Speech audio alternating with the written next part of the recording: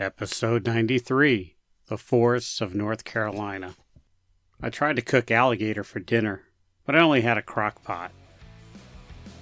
Sit down, shut up, kiss your loved ones. The 10-Minute Off-Road Podcast is about to begin. Welcome to the 10-Minute Off-Road Podcast. I'm your host, Nikki G. I'm here to inform, entertain, and delight your ear holes with all things off-road for the next 10 minutes or so. Yes, I did that all in one breath. Finally. Why 10 minutes, you ask? Because that's about how long it's going to take to put the fire out.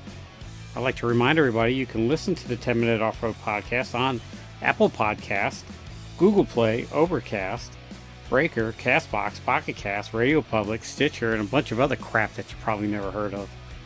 Matter of fact, whatever you're listening to it on it now, that's what you can listen to it on. I don't see the point in telling you where to listen to it when you're listening to it. You can feebly try to attempt to contact the 10-Minute Off-Road Podcast at 10minuteoffroad@gmail.com. That's 10minuteoffroad@gmail.com. Or the best way to get a hold of me is just leave a comment on the YouTube video. It's one of the many YouTube platforms. I post this on my regular Nick G YouTube channel, and then it has its own 10-Minute Off-Road Podcast channel that just has podcast. You can try to follow the 10-Minute Off-Road Podcast on all the social media platforms, as long as your social media platform is Instagram or Facebook and YouTube. Twitter, formerly known as X, it's kind of dead. It's too politicalized, if that's a word. And you'll never see me on TikTok, because TikTok is just a tool of the devil. So that went pretty quick, but I think that's the legal mumbo jumbo that I'm supposed to give. And naturally, this podcast is hosted by Spotify, which formerly used to be Anchor, which if you think about putting a podcast up, it's free. They make it easy. Matter of fact, they pay you to put a podcast. As of now, in the past 3 years, I think I made $24 on this podcast. And that's enough to pay for the microphone I bought. Alright, so moving along, I've did it. I think I've been almost over every inch of the Fiska National Forest. There's a few places, the northwestern corner near Hot Springs. I haven't explored yet. I'm getting ready to do that in July or June, I think. I'm planning. I got a trip up to Virginia, and I'm just going to stop there on the way and scope it out, spend the night. And then, in August, I'm going up that way again, so we'll see how it goes. But either way, I'll be up that way. Fiska National Forest is split into two sections. It has a U-shaped section, which is like northeast of Asheville, and then it has a big glob south of Asheville that butts right up to the Nantahala Forest. And I think that glob is the only one that I'm really not too familiar with. I've been down a couple of roads in there, but not a whole lot. I believe I'm going to try to focus my exploration on that section of the forest. It's the furthest part of Fiska away from my home, but like I said, it butts up to Nantahala Forest. So, yeah, that's what's next on the scene. I've been all over Fiska. I won't say I'm bored, but I don't want to see the same things over and over again. So, subject of this podcast today is the North Carolina National Forest. There are 4 forests in North Carolina, and then there are 2 forests in neighboring states that butt up to our border. And so I'm going to start checking some of those out. All right, so there's 4 forests in North Carolina. Of course, the Fiska, which I've been all over, and Uwharrie, Uwharrie is the smallest national forest, I think, in the world. It's the smallest in North Carolina. I think it's the smallest in the United States. Uwharrie was established in 1960. It's 51,000 square acres, or 80 square miles. The highest point in Uwharrie is at 1,100 feet at High Rock Mountain, which I have no idea where it is. I'm assuming that's Daniel, because that seems like that's the highest point, or somewhere close to that. They say it once peaked at over 20,000 feet, but erosion wore it down to what it is now, which is just a bunch of hills. The first gold in the United States was found in Uwharrie, and the gold mined from Uwharrie financed the Louisiana Purchase. I have been over every inch of Uwharrie. Some of the trails in it have been closed because they found Native American archaeology stuff. It's a shame, but I can understand them wanting to preserve that stuff, especially, if it's Indian burial grounds too. They didn't really say. I don't know if they found some like pottery or some hieroglyphics or whatever. But anyhow, some of the trails have been closed because of that, but a lot of them open. Be diligent. They're always trying to close the trails at Uwharrie. And Uwharrie's like a redneck Disneyland. It gets trashed. If you're listening to this podcast, I doubt you're the ones trashing it. It's usually some yokels. But that's a podcast for another day. All right, so the next small national forest in North Carolina is the Croatian National Forest, established in 1936. It's 159,000 acres or 248 square miles. It's mostly on the coast, furthest one away from my house. I'm not a beach person, so I probably won't be going there anytime soon. But it's sited by the Neuse River, Bogue Sound, which is the ocean, and the White Oak River. So it's pretty much, I'd say, an island. That's what it sounds like. Anyhow, that's a couple hours away on the coast. Like I said, I'm not a beach coast type person. From what I understand, eastern North Carolina has a pretty unruly bear population, and cottonmouths are out there. Me do not like water snakes.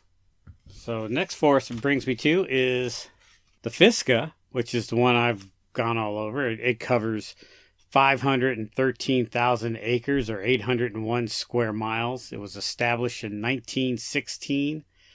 The Vanderbilts donated 86,000 acres of their Biltmore estate to the Fiska National Forest. In 1921, the Boone National Forest was combined to Fiska.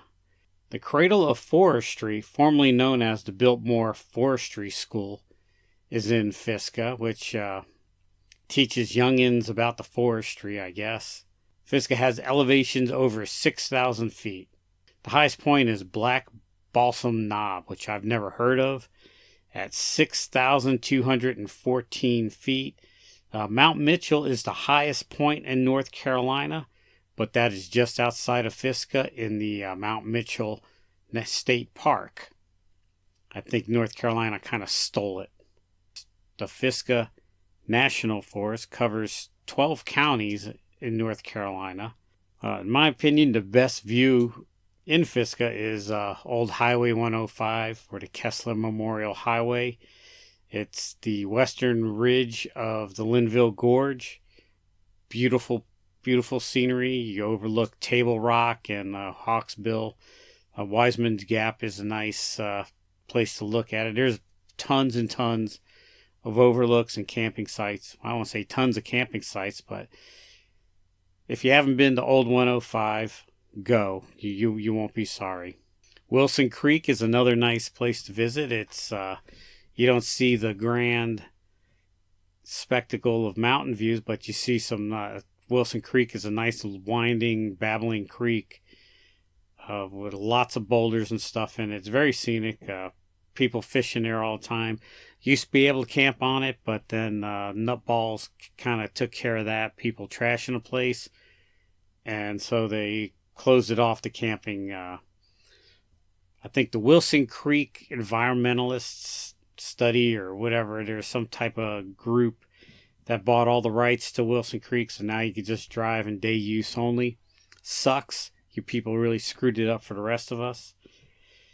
Avery Creek in Fiska is on its way to becoming Wilson Creek. It's got a lot of creekside camping sites. It's a beautiful place.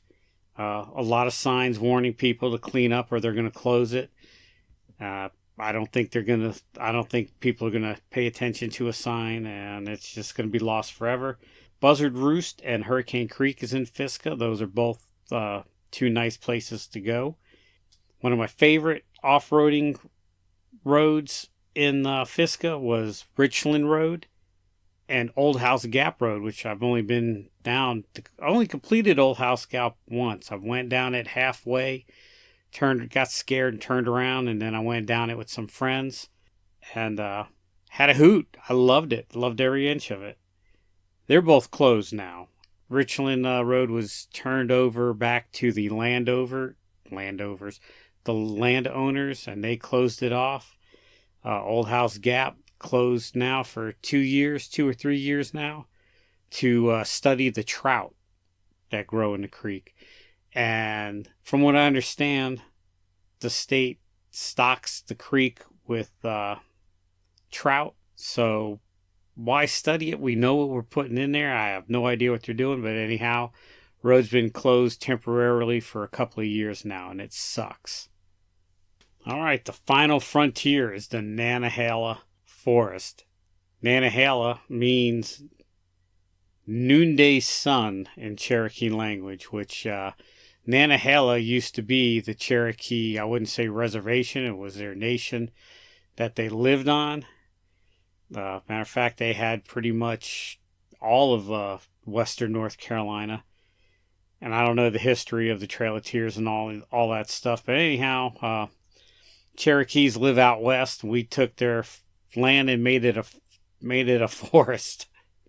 So I guess we're putting it to good use. There is a Cherokee Indian reservation up there, I believe. I know they have a casino up there. So I guess they still do own some land up there.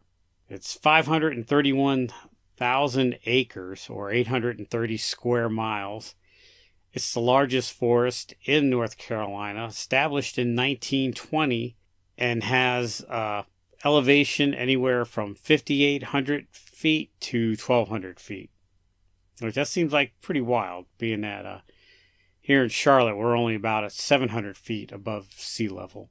And that's about all the information I could find on Nantahala. I tried to find some like sites or waterfalls or interesting points of view, and Google was fighting me on it. Couldn't find too much. I know years ago I went whitewater rafting on the Nantahala River, which I assume is in Nantahala. All right, so that's all I got on the forests in North Carolina. The forests surrounding North Carolina is the Cherokee Forest in Tennessee, which is like pretty much right on the other side of Nantahala. And to the north of that is the Smoky Mountains. Everybody heard of the Great Smoky Mountain Park. I think it's the most visited park in the east. I think Yellowstone holds the title of the most visited park.